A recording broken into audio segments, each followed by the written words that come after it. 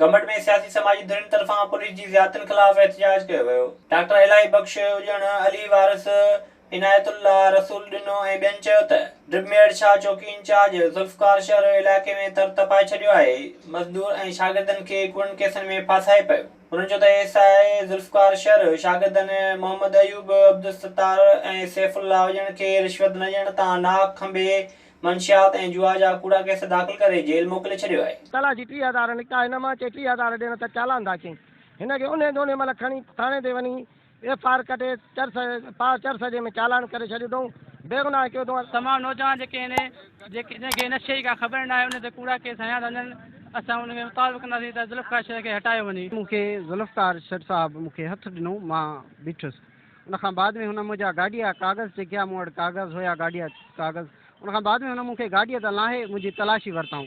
तलाशी वरिते हुन सां जेको आहे सो प्राइवेट ॿ माण्हू हुया जिनखे हथियार हुया। तलाशी वठी मूंखां पैसा जेको आहे सो 30,000 हुया जेके हुननि मूंखां कढिया ऐं जेको आहे सो मूंखे चयूं हाणे तूं भले घर वञ। मां चयोमांसि बाबा मुंहिंजा 30,000 जेके पेमेंट आहे उहा त मूंखे वापसि कयो।